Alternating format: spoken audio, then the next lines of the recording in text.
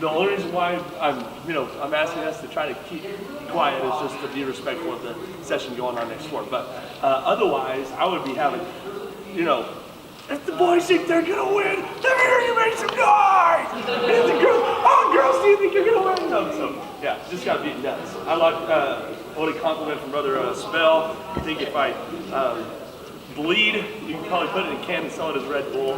It's probably true, but I've got a lot of energy, so don't judge me on this session because I'm going to have to be really condensed here with my excitement. So here's, everybody should have a handout in their packet called Using Games to Teach and the Power of Play. Can you hear me? Oh, my wife, she's my still small voice. She just came over. I can hear him too. You can't hear me? I don't think you're very loud. Sorry, they can't hear me. All right, so here we go. Using games to teach. We're gonna play some games. Who wants to play some games today? Use your arms and your head. Who's ready to play some games?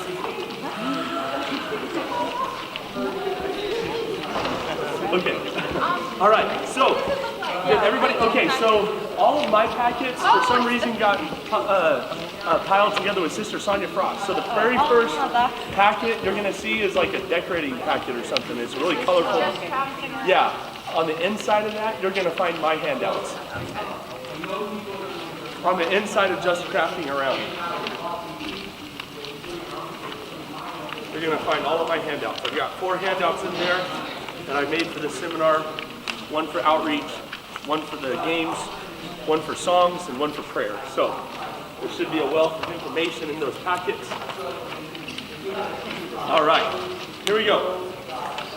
We'll get straight to business so we can play some games. All right, first of all, I want us all to have kind of like a little bit of a reality check when it comes to our Sunday school, the way we do Sunday school, the way we do kids ministry at our churches.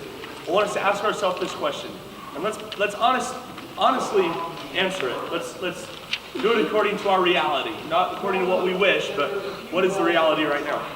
Why do you think that your kids are coming to your Sunday school? Their parents come. We're a tiny church. Yeah. Well, that's a good thing to realize, because even small churches can get outside kids to come even if their parents aren't coming. That's a great way to build a church. I actually have a good friend of mine who started a church from scratch. He's a home missionary in Shafter, California, Brother Frank Cabrera. And he's a home missionary. He started that church on Sunday school. On Sunday mornings, they didn't even have an actual church service. They had kids' church, they had Sunday school, and that's how they started their church, is in Sunday school. So it can be done. I encourage you guys to do it. But it may just be because their parents come and they come too. But they're bus kids. I want you to think about your bus kids, the kids that are coming to your Sunday school who have no connection, have no family coming to church, don't have neighbors coming to church. Why are they coming to your Sunday school? Because let me tell you something, your kids don't have to, unless their parents make them. But the kids that are coming from your community that get on the bus every Sunday morning, they don't have to. Their parents aren't making them get on that bus. A lot of parents aren't even getting them up. A lot of parents aren't even getting them ready. A lot of parents aren't making them breakfast and sending them off. They're doing it because they want to come. So why do you think they want to come to your church? Anybody? What's that? It's fun. That's absolutely right. Kids come to your church for, this is the reality check. Our desire is we want kids to come to church so they can be saved. We want kids to come to church so they can get the Holy Ghost, so they can get baptized, so that they could have a relationship with Jesus. But 7-year-old Johnny, who has no clue about the plan of salvation, or what the Holy Ghost is, or what baptism means, or even what grace means, or even what love feels like, he's not coming to your church to be saved at first. He's not coming to your church to learn a memory verse or to find out who Jesus is. I'll tell you why he's coming. Because he wants to have fun. He wants a break from the mundane. He wants a break from the hellhole that he's living in called home. And he wants to come to a safe place where he can just unplug from his reality and have fun. And we need to take advantage of those desires Because listen, I actually put it on here.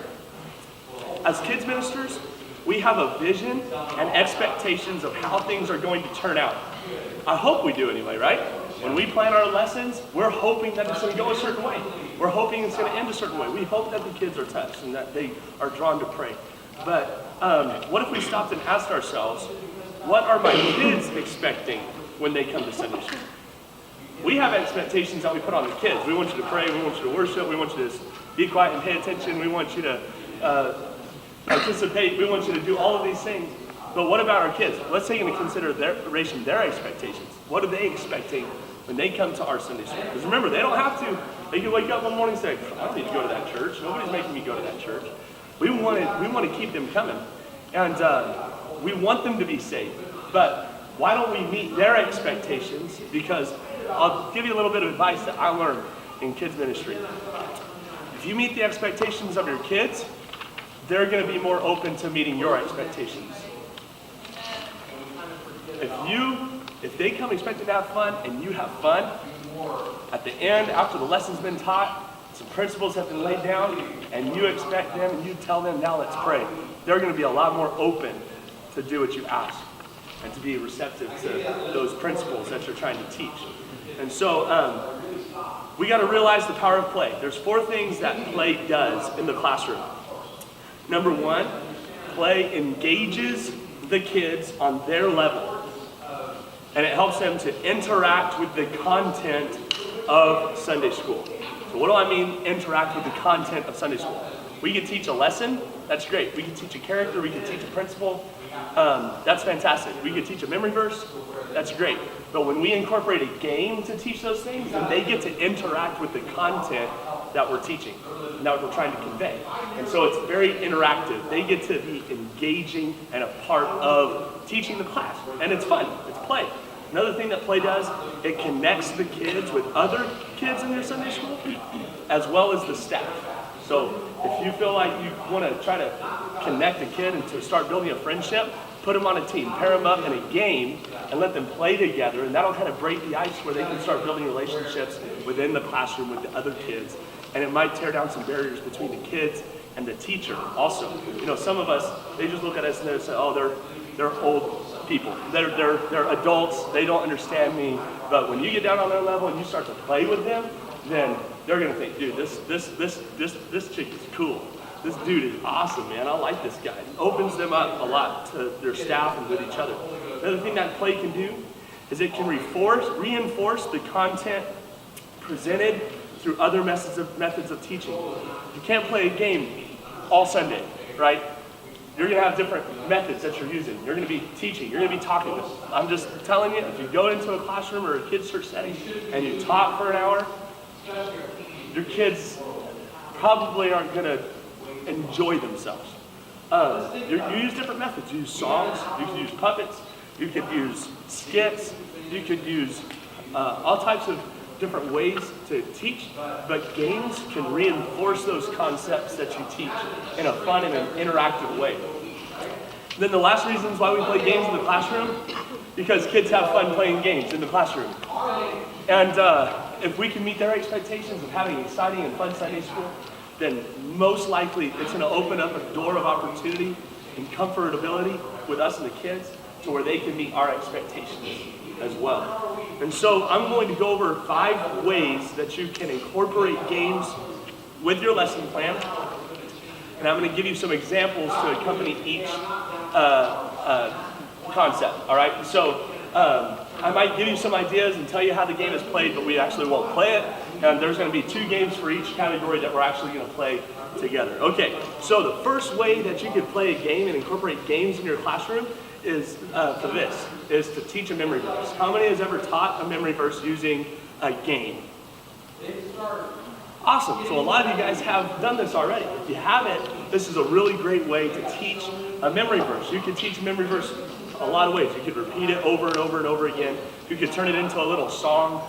One Lord, one faith, one baptism, one Lord, one faith, one baptism, one Lord, one faith, one baptism, Ephesians 4 and 5 and 6. One God and Father of all, who is above all and through all and in you all. Right? You could put beats and song, tunes to scripture and teach memory verse that way. You could repeat it over and over again. But my favorite way to teach a memory verse is through play. So what you do is you go over the verse with them a few times, and you can do it a couple of different ways. Matter of fact, we'll do a way for the verse that we're going to do. Let's do Ephesians 4 and 6. So what I do is I take it in chunks. Everybody say Ephesians 4 and 6. Ephesians 4 and 6. All right. And usually I'll have it on a poster board, right? But how many here knows Ephesians 4 and 6? Okay, very good. 2 of you. So it's one God and Father, one God of all, who is above all, and through all, and in you all. So you go over each of those chunks, you split it up into chunks, and go over it a few times, show them the poster, flip the poster around, go over it again without them seeing the verse. You could, even while you have the verse up and they're reading it, you could say, now let's try saying in a really high-pitched voice. Everybody say Ephesians 4 and 6. Let's say it together. One God, Father of all. Right? And you could have them do that, and then you could say, let's say it like a cowboy. Everybody say Ephesians 4 and 6. One God and Father of all, who is above all and through all and in y'all. And you could say it, let's say it like a pirate. Ephesians 4 and 6, right? You can assume, really low. Let's whisper it, let's whisper it. Let's say it real loud. Really loud, right? And so there's a lot of things that you could do to go over the verse, and then when it comes time to play the game, they're already familiar with the verse enough to where the game can actually be fun. But if you don't go over the verse enough to where they're at least familiar with it, and you try to play a game, it's just going to be frustrating because they don't know the verse enough to actually play a game with it. So go over it a few times before you incorporate the game. But we're going to play a few games. Let's use Ephesians 4 and 6. So one of the ways, and it's actually the third example that I give under header number 1, teaching a memory verse through play, is a great method I love called Unscramble the verse. And there's so many different variations to this game. So the game that we're going to play is going to be the paper ball relay. And so what we do is we take different colored paper. It could be whatever color, as long as it's obviously different. So I have a green team and we have a white team. And on each piece of paper are the different words and phrases of the verse that you're trying to teach. And so what you do is you write them all down on a piece of paper, crumble them up into balls, put them all mixed up in a bag, and then as soon as you hit the music, you start throwing the balls all over the classroom, all over your kids' church sanctuary, everywhere. They just throw them as far as you can, mix them all up as best you can. And the people on the green team have to find all the green paper balls. All the people on the white team have to find all the white paper balls. And once they get a paper ball, the green team comes up to the front, the white team comes up to the front, and they start unscrambling the verse and putting the verse together the way that it's in the Bible. And so does that make sense? So that concept of unscramble the verse can be done in so many different variations. We've done balloon pop, to where you have a bag of balloons for the boys and a bag of balloons for the girls and 2 seats up in the front. You get all the kids lined up in the back, and inside the balloon, when you blow up the balloon, before you tie it, put a little tiny piece of paper with the word or phrase from that verse in the balloon, and put it in a bag to where the whole verse is in that bag. Each team has their own bag. And so you have a relay. The kids have to grab a balloon out of the bag, run up to the chair, sit on the balloon, get their piece of paper. And it's the same concept. They're not just unscrambling the verse. And the team who unscrambles the verse first wins. We've done blessed seat, unscramble the verse. So anybody knows what a blessed seat is? A blessed seat is this. You tape something underneath certain pre-chosen chairs. So when you have children's church or your Sunday school class, you say, okay, there is a piece of paper under somebody's seat. I need you to look under your seat, and if you have a piece of paper, come up to the front. If it's red, I need you on this side. If it's blue, I need you on this side. You got to find your team. You got to put the verse together in the way that's said. So there's so many different variations. You could hide them and have a treasure hunt. You could hide them in the decor of the class. You could hide them under the seats. You could hide them wherever, and they have to do hide and seek and try to find the pieces to the verse and put it together. So there's a lot of different variations to unscramble the verse. And so we're going to do a couple of those today. And so, if I had music, then this would be so much better. But I'm going to ask for a volunteer to help me throw some paper balls. Who wants to help me? All right, right here. It's just a booklet. Kristen. All right. There you go. You are going to throw all the green balls, but you have to throw them all over the place, okay? I mean, throw them over there, as far as you can. I went over the tree. Just kidding. Okay, so, all right. So we would go over the verse several times. One God and Father of all, who is above all and through all and in you all. And where's it found? Okay, so this is going to be the green team. What team are you guys? Green. All right, this is going to be the white team. What team are you guys? Okay, all right. You guys ready for this? Yeah. Okay, here we go. Bounce, wow, wow. All right. All right. 3, 2, 1, there we go. You guys have to grab them and come up to the front, start unscrabbling them. Just go crazy. Look for the and the green and the white. And the green and the white. Yeah, this is what you do. All right, we need green. No, give it to him. Hide under the chairs. Where's all the green ones? Put it together. You gotta look for him. Where are they at?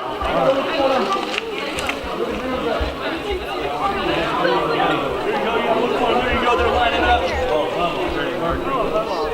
Yeah, the different version of that. Christ.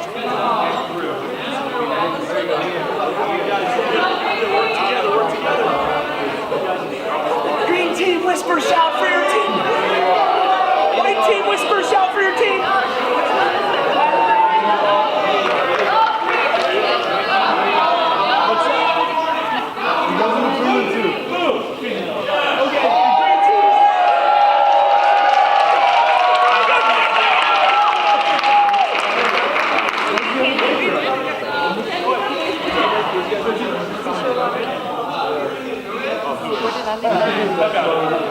Anyway, so maybe I didn't do a good enough job explaining the game. So when the balls start getting thrown, the team knows, grab your color paper as fast as you can. Find it somewhere and get together with your team and put the verse together in order. The first one that puts it together is going to win. All right, so does that game make sense? Unscramble the verse variation. That's one way you could teach a memory verse, and the kids are engaging with it. They're putting it together. They're having to connect the dots otherwise. Let's see. You could do also what I like to do is called erase a word. So what I do is I write it down on a whiteboard, write the entire verse down on a whiteboard, and have a eraser, and just ask them, go over the verse several times, and then ask the kids, all right, I need a kid to come up here and choose a word to erase. And then pick on a kid, and they come up and they could choose a word and erase it. They can take the word off the board, and then they have to say it again without the help of that word being on the board. And so you just go over it again and again and again and again until the board is completely blank. They've said it enough times, and the kids are choosing which words to erase, and it's like a game. And it's a lot of fun. You could do erase a word or even fill in the blank. So there's a lot of variations to teaching memory verses through games. Another one that I really like to do, and it's kind of similar to unscrambling the verse, but I like to do these. These are a lot of fun. What you do is you get a poster board, and you, at random, and you mirror the board. So I have 2 of these, one here, one right here, but it's the same thing. And you write the verse down in random places, and what you do is you put a brad. Anybody know what a brad is? You're a Sunday school teacher, you should know what a brad is. What it is like a tack with like 2 little fingers that you poke through, and then you fold it over to keep papers and tack and stuff. So you do that, and you fold the brads on the other side. But you don't make them too tight, because you have to have some give here, because what you're going to do is you're going to connect the dots with the string in the order that the verse goes. And so who knows, 2 Corinthians 5:17, who knows this verse? Therefore, all things are passed away. Behold, right? Do we know that one? Therefore, if any man be in Christ, he is a new creature. All things are passed away. Behold, all things become new. You guys know that verse? Okay, no? You don't know that verse? Wow, it's okay. I think you guys could figure it out though, right? If we played a game. All right, so what you do is you go over the verse over and over and over again. And I'm rushing really fast because I'm really short on time, and I've got a lot of games to go over. So if I don't teach the verse enough before we play the game, then forgive me, it's just a matter of time. But you would do that with your kids. You would go over the verse several times before you played the game so that they can play the game. They don't know the verse and they're not going to be able to play the game. So you're making verse memorization fun. And so what you do is you just connect the dots. You take the string and you would go to the next, therefore, there it is right there. You have to put it around. You have to, some kids, they just hang it like that, but guess what? It's going to fall off eventually. So I just tell them, do one full rotation, put it all the way around, and go to the next one. And not one kid is doing this. You get a team of kids, as many kids as there are words on the poster board. For example, this has, I don't know, what do you say? Anybody want to make wild guess? Yeah. 11, 10, 12 words, 16. Did you count them? Okay. So you would choose a team of 16 for this board and a team of 16 for the other board. If you don't have that many kids, then just line them up and they can take turns. At the end of the line, they just start the line over until all the words are connected. And you just follow the string as the teacher to see if they got it right. And you can help them. You can have helpers help them also. So do you guys want to try to play this game or do you want to move on? Move on? Okay. You want to try it? The teachers want to try it? Okay. All right. Let's do this. Therefore, if any man be in Christ, he is a new creature. Behold, all things are passed away. Behold, all things are become new. I think it's old things are passed away. Behold, all things are become new. So there's no behold on the whole thing. So just all old things are passed away. Behold, all things are become new. All right. So I need a team of 5 people. You guys are just gonna have to take turns. 5 people. That wants to help me. Annika, Ian, right here in the back, sister. I need 2 more for this team, for the Logan, and Tristan. I'm going to need 5 more people for the other team. Huh? Sure, one of you guys can help us. And Brother Booker, I need your help for the other board. I need 4 more helpers for the other board. Right here in the back. Brother, right here. Okay, I need 2 more helpers. Right here, brother, come on. I need 1 more helper. 1 more helper. All right, this one. Oh, Annika over here. Okay. All right, so get your twine. And this would make a lot more sense if you guys knew the verses. So I'm just reiterating, go over the verse with your kids several times before you try to play the game, because they're not going to know how to connect the dots if they're not familiar with the verse. So go over it several times, write it down somewhere, give it to them to help them out. All right, so now you guys need to line up against the wall. That you're not holding the board. If you're not holding the board, line up against the wall. If you're not holding the board, line up against the barrier there. All right, and then you guys are going to take turns. Holding the board? No, not holding the board. You're going to connect the yarn to the next word in the verse, right? And then you're going to wrap it around 1 full rotation, and then you're going to go back, tag the next person in line, and keep doing that until the verse is finished. Does that make sense? Does that make sense? Yeah. Okay, all right. Does that make sense? Am I too? Oh, you're good, bro. Okay, all right. Here we go. 3, 2, 1.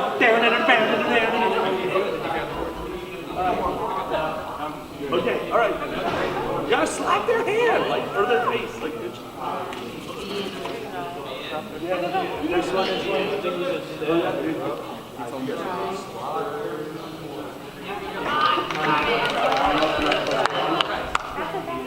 You guys better hurry up, they're winning.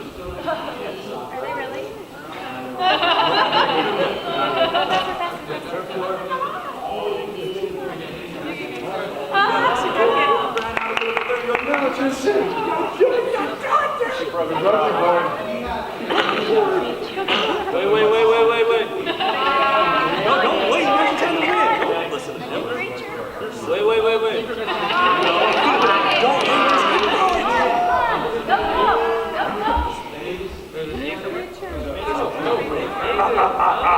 See?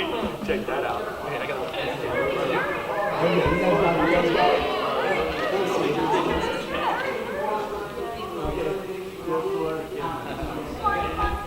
Kids really like this stuff, see? Tristan, come on.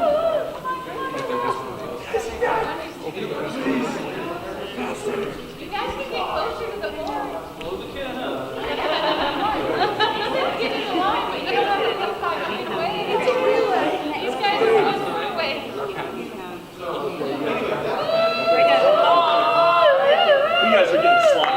finish Right right here, here. right here, right here. Alright, we're done.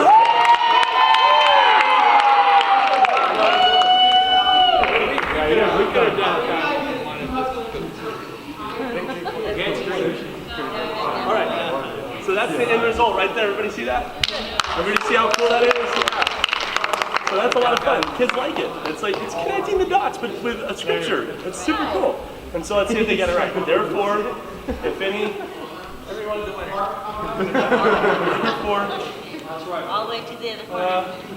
if any The top corner, if any man be in Christ, he is a new creature. Old things are passed away. Behold, all things are become new. Isn't that cool? That one goes to 2 Corinthians 5:17. All right. So that's a lot of fun, and we just used the same board and did it again on the other side. You just move the brass. So that's a really fun game that kids like to play, and they're engaging with the memory verse. They're interacting with the content of Sunday school. That's what games can do in teaching with games. They interact with the content. All right, so let's move on. Okay, so what's another way that we could use the power of play to teach in Sunday school? Another way that we could do it is to reinforce a story. We're going to have a lot of fun with this one. Okay, so what do I mean by reinforce a story? You could teach a story. You could even have a skit and act out a story. You can modernize the story and change it around to have modern elements into it, like cell phones and cars and all types of fun stuff. Or you could also play a game to reinforce the story. So I'm going to give you an example. Who here knows how to play rock, paper, scissors? Everybody knows how to play rock, paper, scissors, right? Rock, paper, scissors, right? You don't do that delay though, because that's cheating. So rock beats scissors, scissors beats paper, paper beats rock, right? So in the story of Daniel and the lion's den, guess what? The kingsman beat Daniel. Daniel beats lion. Lion beats kingsman. And you taught the story of Daniel and the lion's den right there, and you're reinforcing the story. And you're doing it through a game. So I want us all to stand up. And what we're going to do, is we're going to pair up. We're going to pair up to a person, and we're going to play rock, paper, scissors. But we're not going to play rock, paper, scissors. We're going to play kingsman, Daniel, lion. Right? Oh, okay, so you do it. Kingsman. So in the count up, you do it. Everybody, I can't be too loud, so listen. So in the count up, just Kingsman, Daniel, lion. And then make up your mind and do it. This is Kingsman. This is Daniel. This is lion. And what beats what? Kingsman beats Daniel. They throw the lines in. Daniel beats lion. Lion beats Kingsman. They ended up eating the lions, right? Or eating the Kingsman. So, all right. So pair up with somebody. If you beat them, find a winner. If you lost, just sit down. Just find your seat and sit down. But if you won, find another winner and play another round until it's total elimination down to 2 people. When it's down to 2 people, come to the front. We'll have a big grand finale. On ready, set, go.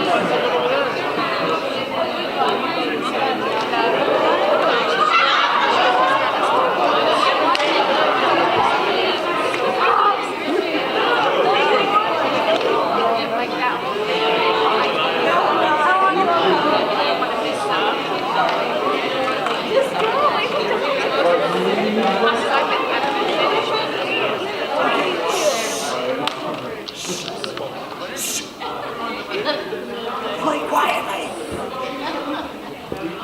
Perfect job like 45 times in a row. Okay, so who's my witness? Neither one of us ever lost. I thought we were done.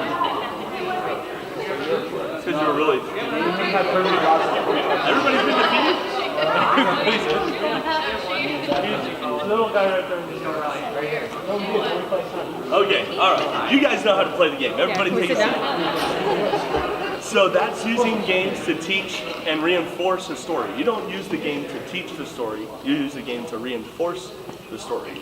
So that's not all you do. It's just a supplement to what you do otherwise. So that's a really fun game. You could do a competition where it's elimination to final round. You have your undefeated champions come up and battle it out in a round of 3, right? And best out of 3 wins. And you can give them a prize or something. So that's a lot of fun. All right, so another way that you could use a game to reinforce a story is, and I was going to do it, but I only have 5 minutes left, 4 minutes left, and we've been really loud, so sorry. But what you can do, you can go down to the dollar store, buy a 4-pack of toilet paper for 99 cents. And when you're teaching about Lazarus, you can teach about how, when people die, they get to wear a special outfit that they get to wear forever. That's their last outfit that they get to wear. And Lazarus, when he died, they put him in grave clothes, and he was supposed to stay in those grave clothes forever. He was dead, he was a goner, he was complete, and those are the clothes that they buried him in. And would you believe it? He was buried for 4 days. So I need 2 Lazaruses, and I need a couple of morticians to help put his grave clothes on. So you get a Lazarus to come up, 2 of them, and you get a couple of other volunteers to come up, and that one person is supposed to wrap the other in toilet paper and mummify them. It's like a mummy race to try to wrap them the best in toilet paper, because those are their grave clothes. But then you continue the story and say how, when Jesus came to that town of Bethany, Lazarus didn't stay in his grave clothes. And you know what he did? He said, Lazarus, come forth. And the Bible said he came walking out of that grave, and they took the grave clothes off. You can just rip the toilet paper off of them and everything. And you're using that to reinforce the story, but they're interacting with the content, and they're having fun with it. You could even do the Tower of Babel and have a competition. You get some toothpicks and marshmallows, like the jumbo marshmallows, and say, okay, you guys have to build a tower of marshmallows. And the tallest tower of marshmallows that could stand on its own for longer than 3 seconds is gonna win. And you could talk about how, man, that was really hard, right? With the tools that was given to you. Could you imagine building a tower all the way to heaven? I mean, that's crazy talk, that's nuts, And you could use those games to reinforce your story. Okay, so that's another way you could use games. Another way that you could use games is to reinforce a concept. And so, talk about reinforcing stories or characters. Now we're talking about reinforcing a concept. So what is a concept? Concept may be gossip. Who here has ever played telephone?